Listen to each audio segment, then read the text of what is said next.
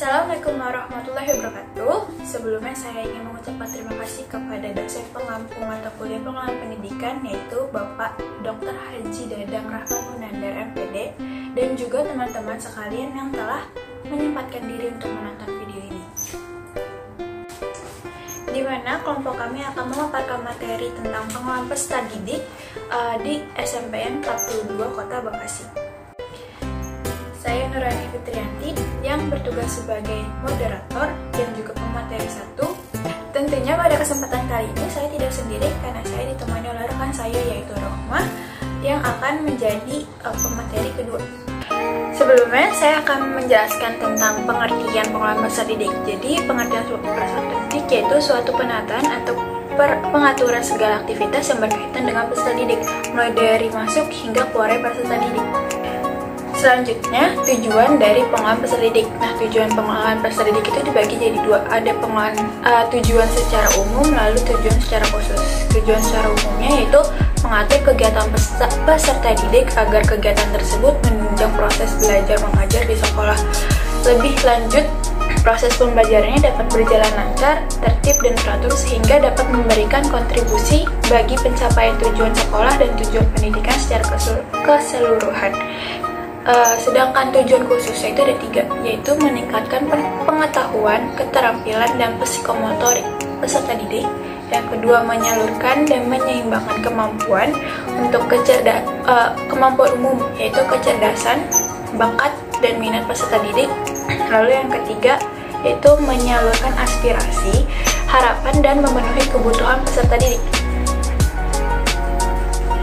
Selanjutnya itu fungsi pengelolaan peserta didik. Sama seperti tujuan, fungsi juga ada terbagi jadi 2, yaitu fungsi umum dan fungsi khusus. Fungsi umumnya yaitu sebagai wahana bagi peserta didik untuk mengembangkan diri seoptimal mungkin, baik berkenan dengan segi individualitasnya, sosialnya, aspirasinya, kebutuhan, dan segi potensi peserta didik lainnya. Lalu fungsi khususnya yaitu individualitas peserta didik, terus sosial peserta didik berkaitan erat dengan hakikat peserta didik dengan makhluk sosial, lalu penyaluran aspirasi dan harapan peserta didik yang diharapkan mampu membuat peserta didik untuk menyalurkan hobi, kesenangan, dan minatnya. Lalu yang terakhir, pemenuhan kebutuhan dan kesejahteraan peserta didik yang membuat peserta didik sejahtera dalam hidupnya sehingga ia akan memikirkan kesejahteraan sesamanya. Dalam mengelola peserta didik, penempatan peserta didik diperlukan karena mempengaruhi proses pembelajaran. Nah, berikut penempatan peserta didik yang dibagi dalam 2 fungsi. Yang pertama ada fungsi integrasi, yang kedua ada fungsi perbedaan. Nah, fungsi integrasi itu dikelompokkan berdasarkan menurut umur, jenis kelamin, dan sebagainya.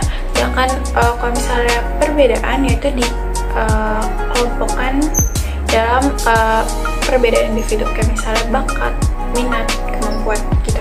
Ruang lingkup pengelolaan peserta didik itu ada analisis kebutuhan peserta didik, itu terdiri dari merencanakan jumlah peserta didik yang akan diterima, lalu menyusun kegiatan kesiswaan. Lalu yang kedua, rekrutmen peserta didik itu terdiri dari pembentukan panitia penerima siswa baru, lalu pembuatan dan pemasangan pengumuman peserta siswa baru yang dilakukan secara terbuka.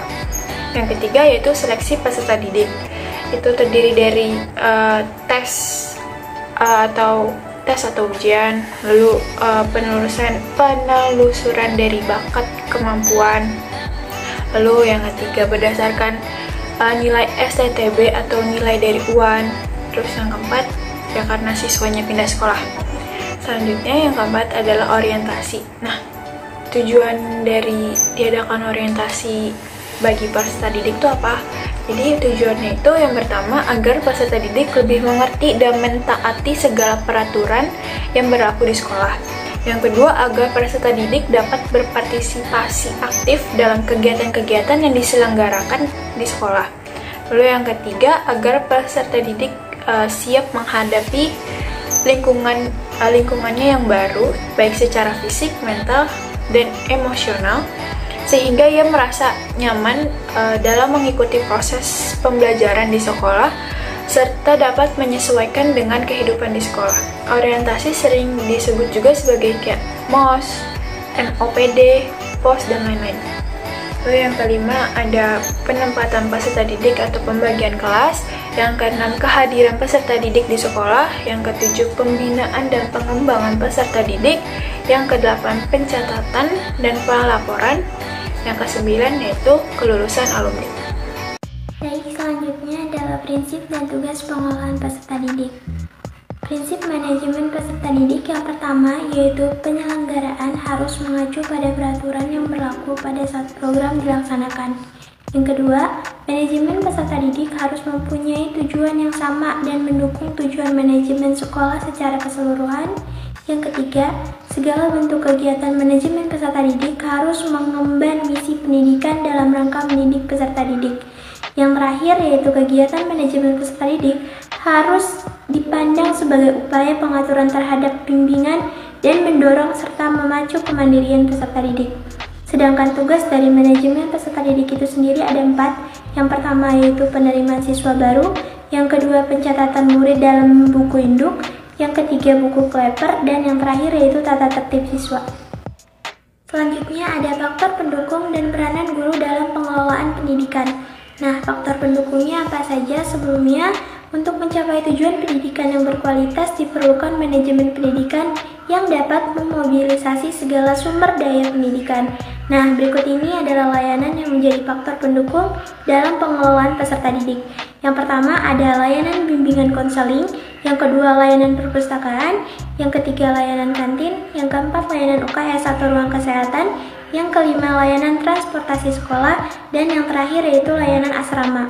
Selanjutnya di sini ada peranan guru. Nah, karena guru berada pada kedudukan teratas dalam pengelolaan pendidikan, untuk itu partisipasi guru dalam pelayanan pengelolaan peserta didik sangat penting, di mana setiap guru harus memahami fungsi dari pelayanan itu sendiri, yaitu yang pertama orientasi, klasifikasi, dan petunjuk bagi peserta didik baru.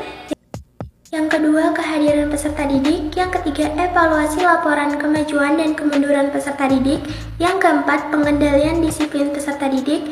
Yang kelima, penyesuaian pribadi, sosial, dan emosional peserta didik. Dan yang terakhir adalah program khusus untuk peserta didik yang mempunyai kelainan. Selanjutnya di sini ada dasar hukum pengelolaan peserta didik. Nah, landasan hukum pengelolaan peserta didik terdapat dalam 3 undang-undang. Yang pertama, Pertumbuhan Undang-Undang Dasar 1945 alinea keempat, yaitu diamanatkan dalam mencerdaskan kehidupan bangsa.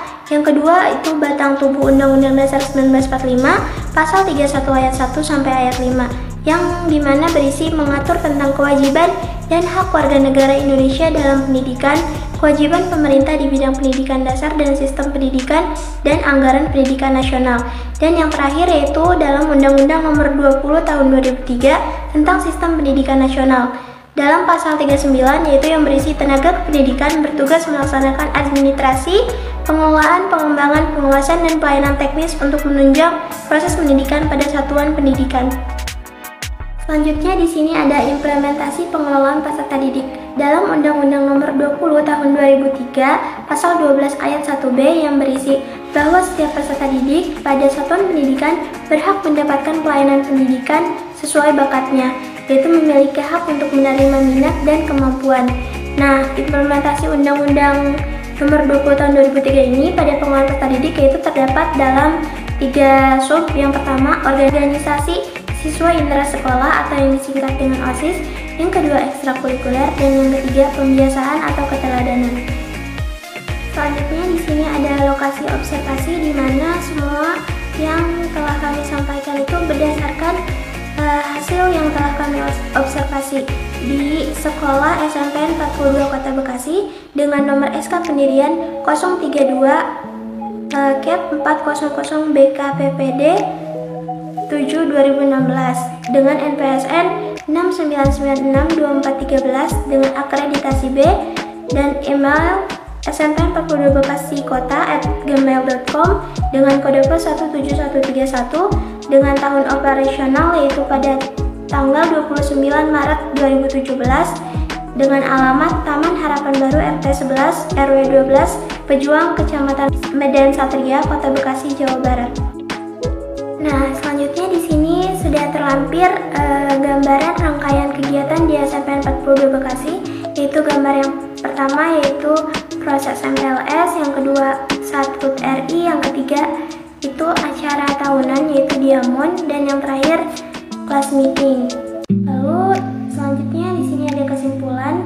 Pelayanan pada lembaga pendidikan yang menjadi fokus utama tentunya adalah peserta didik, di mana kesuksesan lembaga akan terukur dari perkembangan peserta didik yang optimal dari setiap aspek perkembangannya. Nah, oleh karena itu, pengelolaan peserta didik menjadi hal yang sangat penting untuk dikuasai oleh setiap lembaga pengelola. Nah, pengelolaan peserta didik sendiri dalam lembaga itu meliputi rekrutmen peserta didik, pembinaan peserta didik, dan hal lain yang terkait dengan kebutuhan peserta didik yang harus disediakan oleh lembaga pendidikan. Adapun sumber lainnya yang kami dapatkan selain dari observasi yaitu dapat teman-teman lihat melalui daftar pustaka. Mungkin sekian pemaparan materi dari kelompok 4. Kurang lebihnya mohon dimaafkan. Wassalamualaikum warahmatullahi wabarakatuh.